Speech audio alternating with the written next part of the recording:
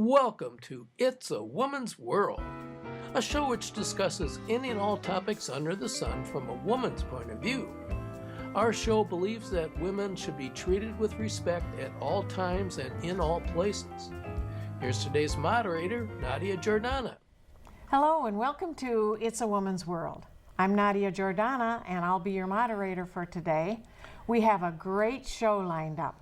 But first, let me introduce my co-hosts. We have Gloria Van Demeltrot. Thank you, Nadia. I'm so happy to be here. Delighted. I think it's going to be a good show. It will be a good show, and welcome to the show, and congratulations on completing your first NaNoWriMo. We can talk bless more your about that. heart. Thank you. show. Thank you. It was writing a novel in 30 days, and I did it. That was terrific. And Jamela Pettiford. Yes, thank you, Nadia. It's always a pleasure being here. Always. And always good to have you here because you're so much fun and such a great co-host for us. Thank you. All right. And our guest today is Jenney Egertson. Welcome, Jenney. Thank you so much, Nadia. I'm really excited to be here and talk about this. So. Yes, and you just wrote a book called Before I Leave, and we're going to get into that in a moment. First, I wanted to hear a little bit about you. You've had a lifetime career in different companies in communications. Tell us a little bit about that and how that fed into eventually writing the book. Well, every job I've ever had has been about communications. I started out as a teacher, actually, because all those jobs require writing and editing in some way. So when I moved from St. Louis to Minneapolis and didn't have teacher reciprocity, I became a freelance writer, and that led to my corporate jobs. And all corporate communications jobs require a lot of writing. So I just kept writing. Yeah. What gave you the idea to write this particular book? Well, that was a very specific moment in time. I never intended to write this book, but I had gone to Chicago to pick up my daughter. She was staying with some friends of mine, and the evening we were there, we met a woman, Maud Kelly, who was celebrating her 80th birthday, and I was so taken with her and her thoughts and feelings about feminism. We were talking about this. This was summer of 2000, so, almost 19 years ago, 18 years ago. And the next day I was so taken with her that I had to think of a way to talk to her again. She lived in Ocean City, New Jersey, and I lived in Minneapolis, so I thought I could write about her. And I thought, I could write a book. I could write about lots of women and get her stories, their advice. And so that's how it happened. Well, you know, Maud Kelly, and she's the first story in your book. And I was very taken with Maud Kelly. So whatever you did, you captured what you were just talking about. I was smitten with Maud Kelly, wished I had met her, and completely related to a lot of the struggles she had throughout her life, finding her voice, using her voice, finding ulterior ways of getting what needed to be said or done out there with, in the culture that she was living in. Was she the first one that you were talking about, or it was? Yeah. Okay. She was really the inspiration for the book. And so, after I got the idea, I called her and I said, I don't know if you remember me, but I'd like to interview you. Wow. And she let me come and talk to her, and I actually visited her twice and had several hours of interviews with her. And so, you get to know somebody pretty well. And we just hit it off. I mean, she was just lovely. She just hit it off, very open. And she did have a tough childhood. Yeah. What struck you most about her that really made you want to interview her and have her be the impetus for this book? Well, I was 46 years old at the time. I was terrified. I was middle-aged, terrified of getting older. And we were talking about feminism with 3 other feminists, and her way of talking about it was so calm. She had such gravitas. She was so calm about it, but she had seen a lot and been through a lot, and she was so encouraging and peaceful and content. And I thought, oh, I want that. Somehow I want that. She's 80, and she was also perfectly dressed. She was so perfectly coiffed. 80 years old, and I realized later that's kind of reflected her military background. perfectly fitting pants and shirt and tucked in. And I just was so impressed with who It's she a was. reflection of the person, though, and it's a style that she must have really Yes. carried well. She did. Yeah. So I just was so drawn to her. I've never met anyone like her. Yeah. I could learn a lot from her. Tell us about meeting the other women and how you determined that they were the ones you wanted to have in your story. Well, I knew I wanted to write about my grandmother because she also had a very dramatic life. Really, there were 2 or 3 incidents in her life, so I knew I wanted to write about her. The third woman, Sadie Anton, I just was looking for diversity. Some of the women I had originally wanted to interview had dropped out for different reasons, and so she was, well, I call her the matriarch of the Lebanese community in Northeast Minneapolis. And I met somebody who was part of that community and told him about the book, and he introduced me to Sadie.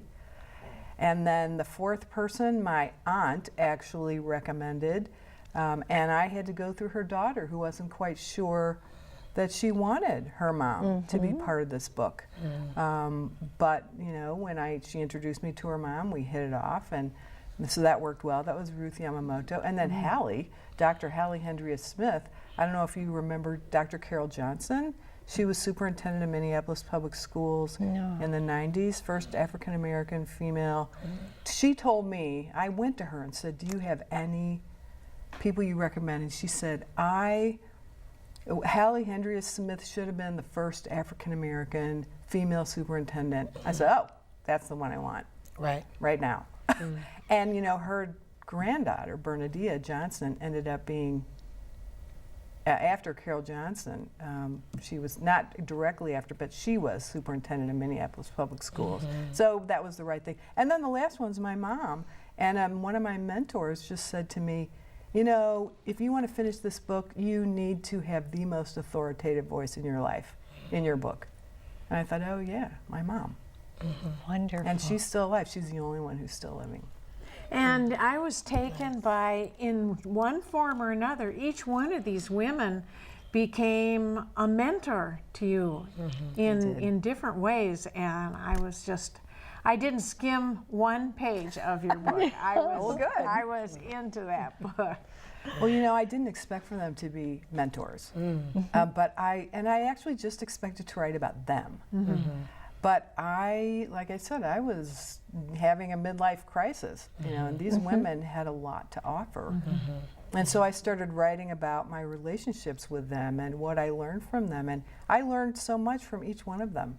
You know, completely different things. Nice to hear. Yeah, and to find your healing through other people. And at a time when you needed them the most. Yes. It was another level that was required, you know, it seems, from you, and they were able to open up different parts of you and inspire different areas of you. So that's beautiful that you were able to capture that in each one of them, you know. Well, and that you just said that, I didn't realize that, but I think you're right. They did. Yeah.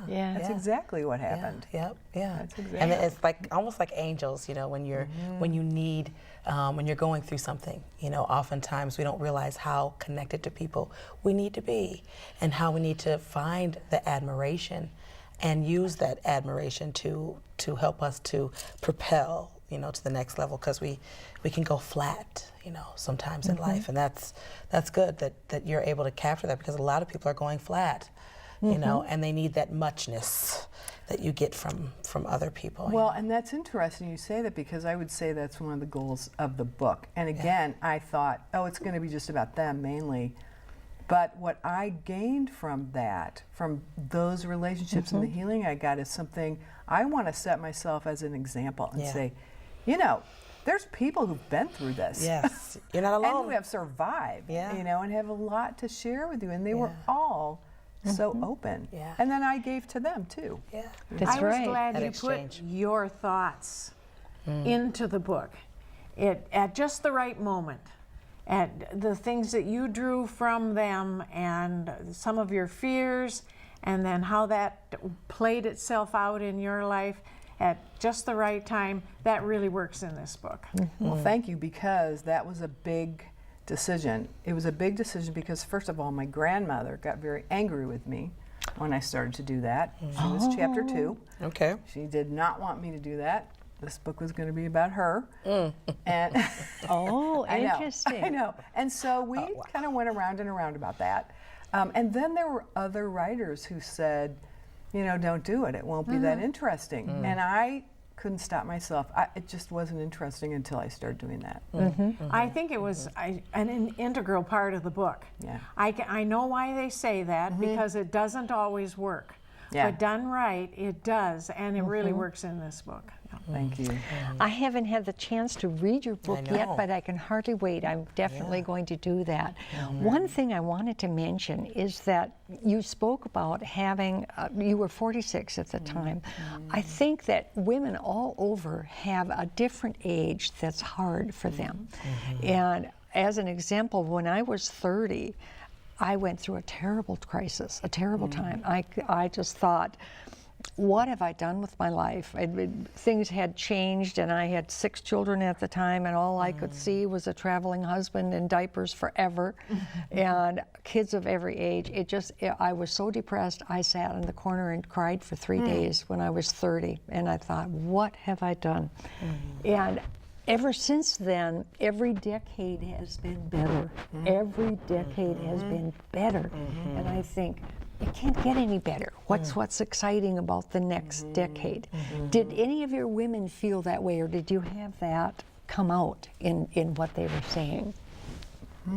That's a good, you know what, some of them did. Oh, well, my grandmother definitely did. She said things changed when she was 80. So it took quite a while, but she really had trouble. She expressed herself a lot, and she expressed herself often in ways that hurt other people. She didn't mean to do that, but she didn't feel she had permission to express herself until she was 80. Oh, And then she relaxed, and then she felt like she had come to her own center, and she could accept herself and her life. So for her, that was definitely true. I would have to. I think Hallie, there was a moment in Hallie's life when, with the promotion that she was about to get, and then they moved her to a different promotion. How she handled that, to me, was a major passage, because she could have been extremely resentful. Not that the promotion she got was bad, it was still good also, but the way, the grace with which she handled that, maybe a younger woman wouldn't have felt as much gracefulness going through that, and carried it that way. I agree. I'm trying to remember when that happened. She had been teaching for quite a while. Yeah, I don't know think, what when age that she was happened. at that time, but Yeah, but she also had, she had the most stable childhood that I can imagine. She grew up in an African American neighborhood in Selma, a farming neighborhood in Selma, Alabama, and her parents shielded her from all the racism that was going on at the time. She didn't even know what that was until she was grown. And so she had such a core, she had such a foundation, and her approach to racism was just, I just couldn't believe it. She always wanted to face it, but she said, for her, anger wasn't the way she would face it. She would just deal with it directly, find out who was in charge. She was so graceful about that. And she had to deal with it all her life. Yeah. So I think, and that was a pivotal moment when she really had to decide, what am I going to do with my career?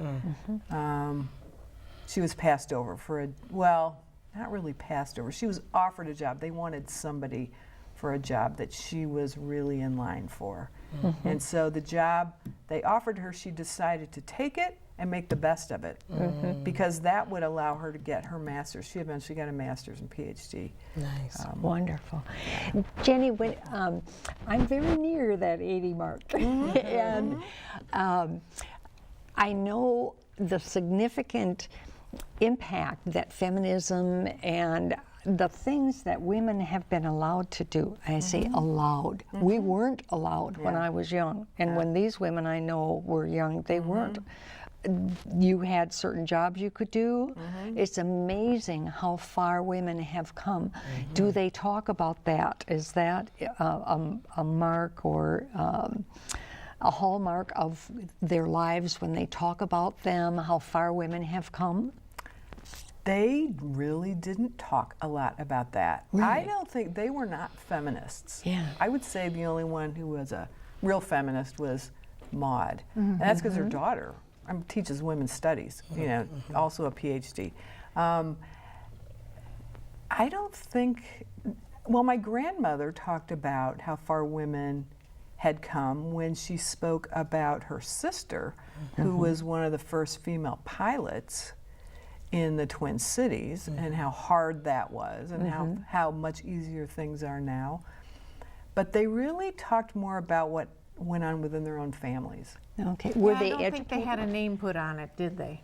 No, and well, now Maud really talked about, she talked more about some of the barriers she faced, not how far women had come, and some of the barriers she faced, like after the war, trying to go back to a job that she had done as a drafter, you know, doing beautiful work. And the guys just said, girlie, go home. You know, after World War II, you know, we've got our jobs back, we don't need you anymore, so that was clearly, That was a pivotal moment for women all over the country, all over the world, actually. Extremely pivotal moment because they were working, they were independent, they discovered they were able to do things.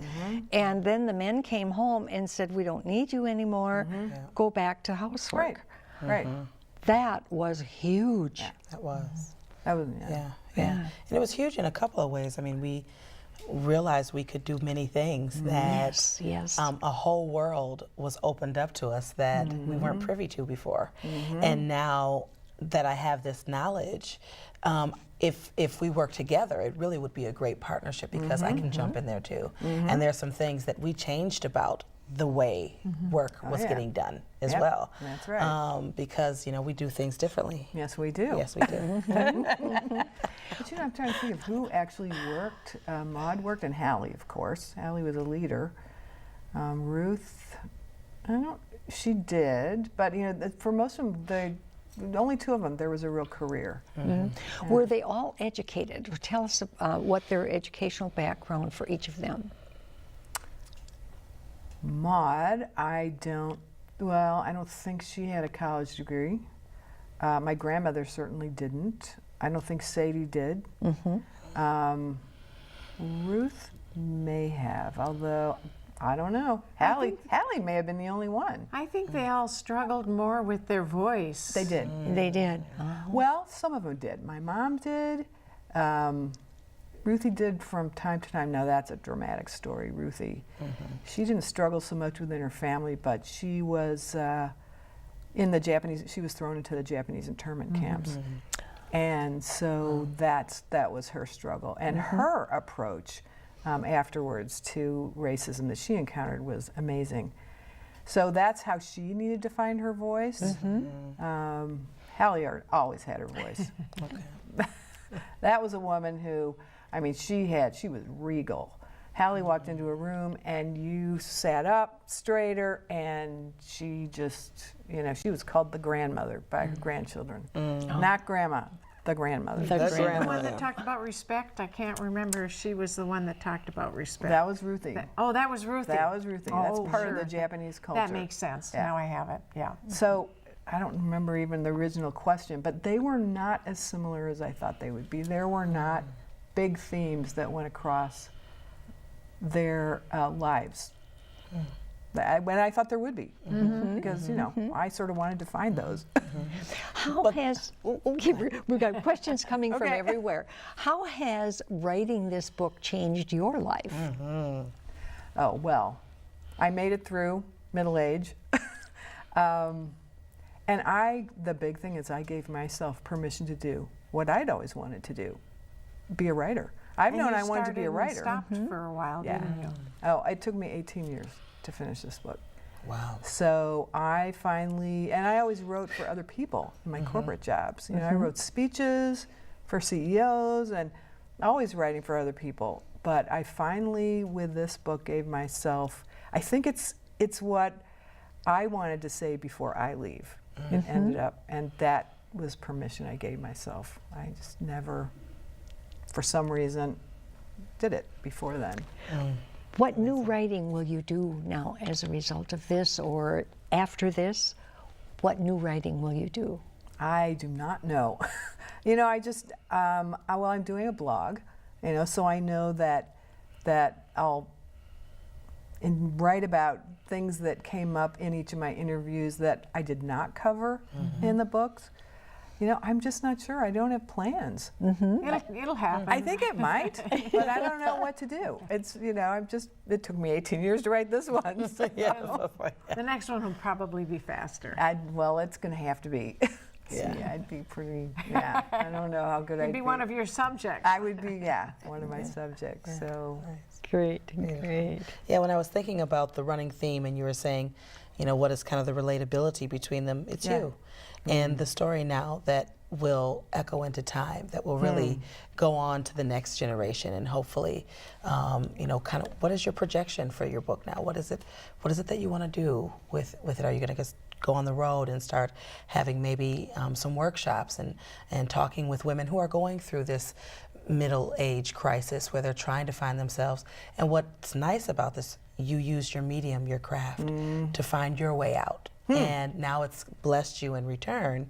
And so now it's like, how can you go out and bring your book, do workshops, you know? I'd love to do that. You know, I mean, I really do want this to be, I want to be an example for, you know, other women. can see that. You know, Definitely. use these relationships, seek them out. You know, with women especially, but with men too. One thing I've been very surprised at is that men have liked the book. It just didn't even occur to me that there would be an audience there. But they say, well, we're learning about our sisters and our spouses and our own grandmothers and our own relationships with our mothers. So don't count us out. Right. Well, I was surprised by that. I would be too. I noticed a couple of times in the book when you talk about, let's say, one or two, or maybe more than two of the women, where you had interviewed them a few years past, and then you don't even know if they're still alive when you're reaching out to contact them again and reconnecting and finding that there's still that bond there, that friendship there. I found that really wonderful to see that, to read about that happening. Well, thank you. And with at least two of them, the bond was still there, even though they didn't know who I was. You know, they didn't remember me anymore. Oh, I remember that part, yeah. But they just, you know, one of them said, Maud said, by the time, I think I talked to her a few years before she died, and she had, you know, slipped into pretty extreme dementia. And, but she just said, I don't remember you, but I really think I feel like we were really good friends. And I just said, oh, yeah, we are really good friends. So that connection, you know, that was really important for me to understand that. They shared with you a very intimate part of their lives, and so that does make you a good friend. They would automatically assume that you are their good friend. How many, are any of them still alive? My mother, that's it. So She's only 89. one of the six. Only one of the six. Yeah, and that's, you know, I just thought this would take me a couple years to write. But, you know, I was raising a teenage daughter. I was working full time. I wasn't sure exactly why I was writing it. I really wasn't sure. And so, you know, time went by, and I really regret not having, you know, spent a couple last times with some of these women, but I really did get what I needed to write the book.